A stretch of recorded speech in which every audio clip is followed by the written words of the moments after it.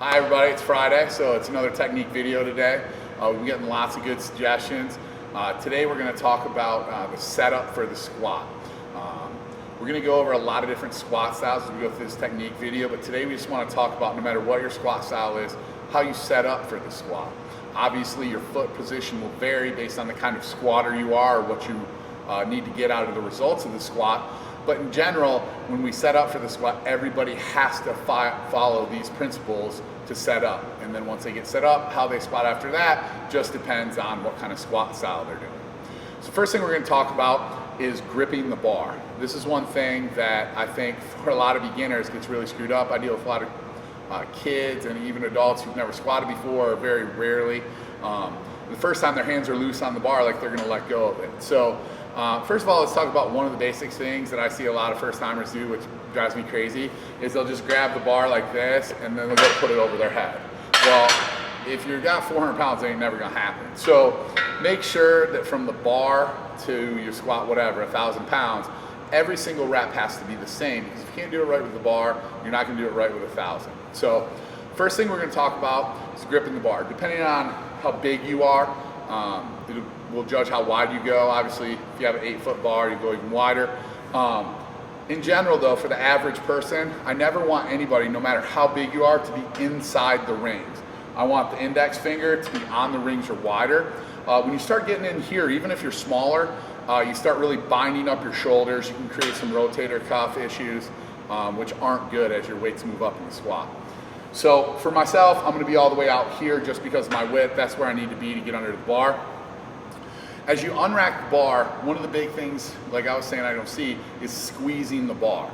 You'll see a lot of times the bar like roll around on people's backs.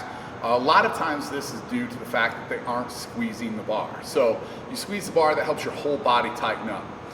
One of the other things we're going to talk about is where our elbows are. You know, we talk about it sometimes when people unrack the bar. Now, whether you're a high bar or low bar squatter, obviously it's a preference and based on your goals. So when we unrack the bar, first what we're going to talk about is our elbows. So when we unrack the bar, our elbows, a lot of people like to be here with their elbows way back and it forces the chest forward. This is a very bad position to put yourself in because it bends you over in the bottom. Now when I first started squatting, one of the things I used to do is people would say, you know, crank your elbows under, crank your elbows under. So I just used to externally rotate like this. And although your chest does come up, it really what it does is it's going to make the bar fly off your back. And it doesn't really tighten your lats up. When we talk about the elbows, what we're talking about is tightening the lats. If I punch you in the lats, they should be really tight when you're squatting. It's one of the prime stabilizers for your spine and through the whole spinal column. So what we want to do instead, what I've learned, is actually pulling down on the bar slightly. It's not about pulling as hard as you can, but you know, if your elbows are up like this and you pull down on the bar, that puts you in that position where your chest is up and your lats are really tight. Now this took me a while to really understand, but that cue of pulling down on the bar, it really got me to feel my lats tighten up and lock in. So instead of trying to rotate under like this and put your back in a hyperextension, you should have a nice flat back and pull down and create that tension in your lats. The next thing we're going to talk about is where to have our hips and how to unrack the bar, and we're going to do that from the side view. So now what we're going to talk about is how we unrack the bar. To be honest, this is something that I learned improperly. Spent a long time, squatted a lot of weights, unracking the bar wrong. It felt like 1,000,000 pounds. Actually, I didn't understand how to unrack the bar properly until the last Learn to Train seminar. I was teaching the squat with Steve Goggins, and the way he was cueing it to do was not really a way that I had ever learned it. So I was teaching it the way I learned it, which is arch the bar out. The problem with this is put your back into hyperextension and it creates all the weight on your erectors. Your glutes get shut off. Your glutes are your primary hip extensors. You want them extending your hips. One of the guys that works for me, Zach Gallman's a great strongman, amateur strongman. We used some yoke walking. He was showing me, I'd never really done a lot of it. So I started doing some heavy yoke walking. When I was doing the yoke walking, I really had to learn I was arching the bar up and not extending with my hips. Once I learned how to lock my glutes in and lock my abs in, obviously the yoke became a much easier thing to do. Well, when you unrack the bar, it's just like walking with a yoke. You gotta walk, you gotta lock your glutes in, you gotta lock your abs in, and if you don't do that and you try to arch the bar out, which is the cue that I learned all coming up in powerlifting, then you end up putting it all on your rectors. Actually, this is a problem that Dave really used to have. That's the way he learned. He used to shake a lot when he unracked the weight.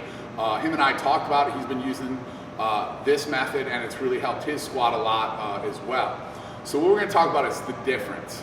It's not a huge difference from a look standpoint, but from the way it feels, it's night and day. I used to feel like when I got to about 500, even when I could squat, almost 1,000, when I would get to 500 or above, the weight would get real heavy on my back. So I would be like, I'd unwrap 900, and I would be like, holy crap, I need to start squatting because it feels so much better when I start squatting. Not until the last Learn to Train, when Steve really showed me how he unracks the bar, did I really understand this. And now I can stand there with weight on my back, it's like nothing's there because I'm using the proper muscles. So when we unrack the bar, the way I was always taught was arch the bar out. So the way this looked was, my back was arched, chest was up, which looks pretty good from a biomechanical standpoint as far as chest up. But if you see, everything is in my back, and my butt is actually behind my shoulders. This was the way I was taught, but it is way wrong, and it makes the bar feel way heavier. So if you've learned, arch the bar out, I'm sure it started as a good cue, but I hate it now because I think it taught me how to squat wrong. It taught a lot of people how to squat wrong, and I think leads to some possible injuries, a lot of pressure on the low backs that don't need to be there. So what we want to do is we want to get the glutes under the bar and extending our hips, not our low back in hyperextension to take all that weight. So what does that look like from a different standpoint?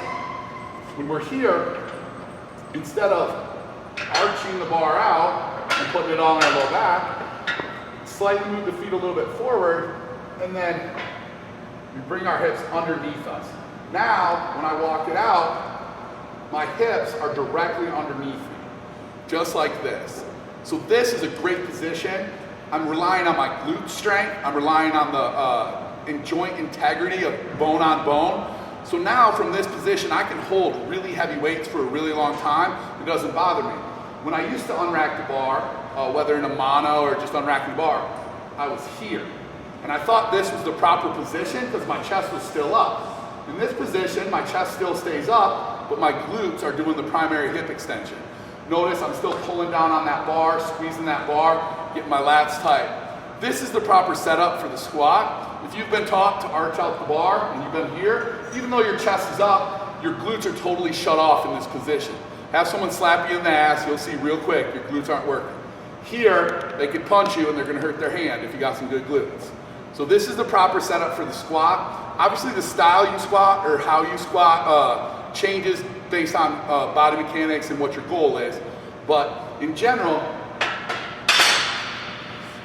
that one thing that Steve taught me at the last Learn to Train seminar, I think personally is worth its weight in gold.